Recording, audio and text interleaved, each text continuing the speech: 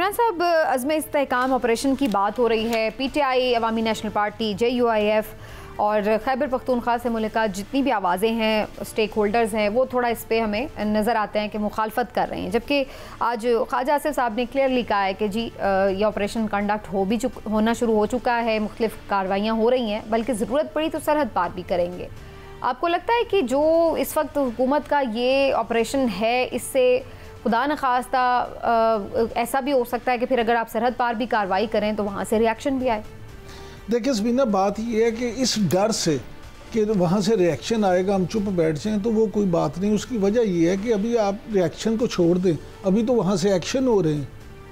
یعنی ہم ریاکشن کے ڈر سے اس ایکشن کو برداشت کرتے چلے جائیں. ابھی سرحد پار سے کارروائیاں نہیں ہو رہی، جتنی کارروائیاں ہو رہی ہیں وہیں سے ہو رہی ہیں، اور پھر یہاں آ کے لوگ دہشت گردی کر کے یہ شواہد موجود ہیں کہ پھر وہاں واپس چلے جاتے ہیں. تو اس کا مطلب ہے ہم بیٹھے رہے ہاتھوں پہ ہاتھ ڈال کے کہ جی وہاں سے وہ ایکشن کرتے رہے. میں سمجھتا ہوں کہ یہ جتنی بھی آپ نے نام لیا نا جماعتوں کے جو مخالفت کر رہے ہیں، یہ بھی الٹیمیٹلی اس بات کو مانیں گے کہ اس بات کو راضی ہو جائیں گے کہ یہ آپریشن ہونا چاہیے اور ضرور ہونا چاہیے. لیکن یہ اس آپریشن میں ضرور ایک خیال رکھا جانا چاہیے کہ آپریشن عزم استحکام جو ہے وہ عزم استحکام ہی رہے. وہ استحکام قائم کرنے کے لیے ہو، جو بے گناہ لوگ ہیں یا جو دوسرے لوگ ہیں وہ بیچارے اس سے سفر نہ کریں، اس سے متاثر نہ ہوں یا اس کا نشانہ نہ بنے. اس پہ میں سمجھتا ہوں کہ بلکہ قانون نافذ کرنے والے اداروں کو اور خاص طور پہ وفاقی حکومت کو بڑے بھائی کا کردار ادا کرتے ہوئے KP کی جو حکومت ہے، علی امین گنڈا پور صاحب کو، فیصل کریم کنڈی صاحب کو، ان کے ساتھ خصوصی طور پہ 2 3 4 5 جتنی بھی میٹنگ ہوں وہ کریں اور انہیں اس بات پہ قائل کریں. اور ان کی مدد سے اگر آپ کریں گے تو دیکھیں جو لوکل آدمی ہوتے ہیں ان کو زیادہ نہ ہوتی ہے، انہیں اپنے علاقے کا زیادہ پتہ ہوتا ہے. اور جو مقامی پولیس ہے اگر وہ بھی اس میں شامل ہو جائے اور ان کی مدد کرے تو وہ ان کو زیادہ اچھے طریقے سے گائیڈ کر سکتے ہیں. ابھی تو ہم نہیں ایسا دیکھ رہے. عوام کی طرف سے بھی میں نے دیکھے کچھ لوگوں نے پروٹیسٹ بھی کیا ہے کہ ہمیں کوئی مزید ایسا آپریشن نہیں چاہیے. اور پھر جو گورنمنٹ کا اس میں ایک ریاکشن آیا وہ بھی کوئی اس میں خاص تعاون کرتی نظر نہیں آ رہی بلکہ مخالفت کر رہے ہیں. لیکن بہت سارے عوام ایسے ہیں جنہوں نے ریلیاں بھی نکالی ہیں کہ یہ بڑی اچھی چیز ہے، ہونا چاہیے. یہ بھی ساتھ ہے. اچھا، ہاں جی، میں نے تو میری نظر سے ویسے ایسی ریلی نہیں گزری، لیکن میں نے ایسے ضرور پروٹیسٹ دیکھے ہیں جو کہ وہ نہیں چاہ رہے کہ آپریشن. یہ دونوں طرف سے ہو. آج بجٹ بھی پیش ہو گیا ہے، اس کے اوپر ہم نے دیکھا کہ اپوزیشن نے بھی احتجاج کیا. ایونچولی وہی بات ہوئی جو ہم دیکھ رہے تھے کہ PTI ہو یا PTI نے تو خیر اپوز کیا، لیکن پیپلز پارٹی ہو یا PMLN ہو، تنقید بھلے کریں لیکن الٹیمیٹلی پاس کر دیں گے. بسم اللہ الرحمن الرحیم. سمینہ دیکھیں، ہم پچھلے ہفتے بھی جب یہ ڈسکشن کر رہے تھے خاص طور پر بجٹ کے حوالے سے، تو میں نے اس وقت بھی گزارش کی تھی کہ یہ جتنی تقریریں ہیں یہ کمپنی کی مشہوری کے لیے ہوتی ہیں.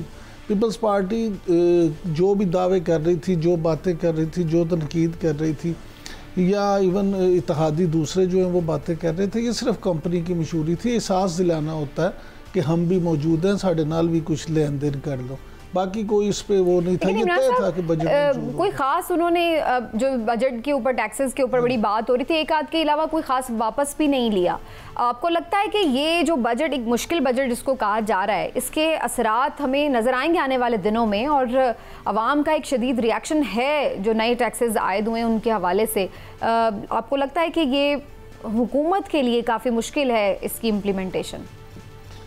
دیکھیں سبینہ، حکومت کے لیے امپلیمنٹیشن جو ہے وہ تو پتہ نہیں مجھے کہ کتنی مشکل ہے، لیکن میں یہ ضرور سمجھتا ہوں کہ یہ بجٹ عوام کے لیے بڑا مشکل ہے. جو پاکستان کا ایک طبقہ تھا جو کبھی ہوا کرتا تھا، کبھی ایگزسٹ کرتا تھا، جس کو ہم سفید پوش طبقہ کہتے تھے، جس کو مڈل کلاس کہا جاتا تھا، وہ پہلے ہی اب ہوتے ہوتے ختم ہی تقریباً ہو چکی ہے. تو اب وہ جو بیچارے لوئر مڈل کلاس ہیں ان کے لیے لگتا ہے کہ وہ بھی، جن کو ہم غریب کہتے ہیں نا سمینہ، اصل میں وہ تو غربت سے نیچے کی زندگی گزارنے والے لوگ ہیں. اب جو بیچارے اپنا رکھ رکھاؤ رکھ کے وائٹ کالر بن کے تو اپنے آپ کو لوئر مڈل کلاس کھلاتے ہیں، یہ ان کی زندگی بھی جیرن کرنے والا بجٹ ہے. اور اس کے اثرات آپ دیکھیں گی مہینے 2 مہینے کے بعد جب آنے شروع ہوں گے تو بڑے شدید اور خوفناک اثرات ہوں گے. اب حکومت بھلے جتنے مرضی دعوے کرے، اب دیکھیں آج لیوی جو ہے انہوں نے گرچہ 80 دکھا کے تو 70 کر دی اور 10 روپے اس میں کمی کر دیا. پیٹرول پہ 70 روپے لیوی ہوگی، لیکن جب 70 روپے کا مطلب ہے 10 روپے مزید بڑھیں گے. اب پیٹرول کی قیمت 10 روپے نہ بڑھے، اس کے 3-4 روپے بھی بڑھے تو وہ इफेक्ट तो उसका नीचे तक आएगा। बिल्कुल ठीक है। ये एक जालिमाना बजट करार दिया जा रहा है अपोजिशन की तरफ से, लेकिन बहरहाल अब ये पास तो हो गया है। डॉक्टर साहब, पाकिस्तान तहरीक इंसाफ ने इस पर तनकीद तो ज़रूर की है, लेकिन ज़ाहिर अक्सरियत में हुक्मरान इत्तेहादी जमात थे, उन्होंने इसको पास कर लिया है। आपको क्या नज़र आ रहा है? खान साहब तो जेल से ये प्रेडिक्शन कर रहे थे कि इस बजट के बाद 2 महीने के अंदर हुकूमत के लिए हालात संभालने मुश्किल हो जाएंगे। आप भी ऐसा ही देख रहे हैं? बिस्मिल्लाहिर्रहमानिर्रहीम।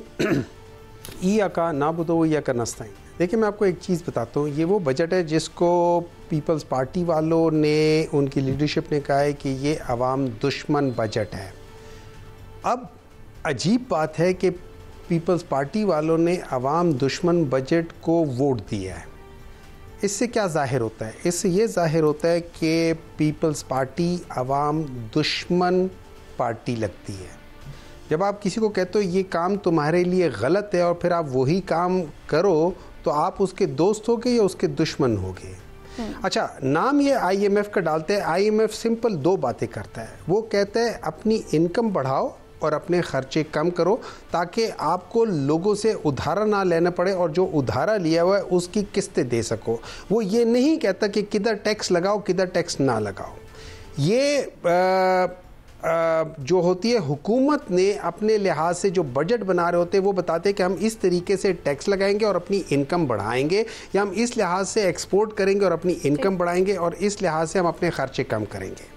अगर फ़र्ज़ करें इस हुकूमत में इतनी अक्ल नहीं है कि एक्सपोर्ट कैसे बढ़ाई जाती है या अपनी इनकम कैसे बढ़ाई जाती है, तो बनिस्बत टैक्स बढ़ाने के अगर ये लोग ड्रास्टिकली एक किस्म का स्लैश करते 50% 60% अपने एक्सपेंसेस, और ये जो शहाना खर्चियाँ हैं इनको ख़त्म करते या बहुत ज़्यादा रिड्यूस कर देते बाय 70%, तो ये तकरीबन 5 से 6 ट्रिलियन रुपीस का यहाँ पे ये बचत कर सकते थे।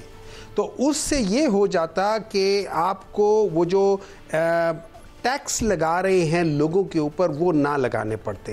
और अगर लगाते भी आप जो टैक्सेस, तो फिर भी आवाम को ये भी मैसेज जाता कि सिर्फ हमसे नहीं कुर्बानी की जा रही, आप हुक्मरान भी इत्तेहाद भी उस पे कुछ अशराफिया भी जो है वो कुर्बानी दे रही है। डॉक्टर साहब, ये जो शहाना खराजात थे, जब IMF के साथ आपने भी एक खौफनाक मुआहदा किया था, तो उस वक्त आपकी जमात की हुकूमत थी, उस वक्त ये क्यों नहीं 3, 4 या 5 ट्रिलियन बचाया गया? उस वक्त भी तो ये अखराजात उसी तरह थे। मैं आपको बिल्कुल सर, आपने बड़ा अच्छा सवाल किया और मैं आपको बताता हूँ जी कि वो खौफनाक जो हमने उनके साथ डील की थी वो 6.5 या 6 बिलियन डॉलर्स की थी, और 3.5 सालों में या 3.25 सालों में हमने सिर्फ 3 बिलियन डॉलर लिए थे, हमने बाकी नहीं लिया। और जिस दिन हमारी हुकूमत जा रही थी, मतलब जब उन लोगों ने अदम एतमाद का पास किया था, मैं 8 मार्च की बात कर रहा हूँ, उससे 2 हफ्ते पहले तकरीबन मिडल ऑफ फरवरी में IMF ने कहा था कि पाकिस्तान की ग्रोथ सस्टेनेबल ग्रोथ है। ये याद रखिए, उसके बाद जो इकोनॉमिक सर्वे आया था, उस इकोनॉमिक सर्वे में आपकी जितनी भी इकोनॉमिक ग्रोथ है वो हर सेक्टर में थी, इंक्लूडिंग एक्सपोर्ट्स। आपकी जो टेक्सटाइल इंडस्ट्री थी पहली बार एक ज़बरदस्त तरीके से बढ़ी थी। जो लोग फैसलाबाद में रहते हैं, आप उनसे पूछे कि वहाँ पे कितना बूम आया था।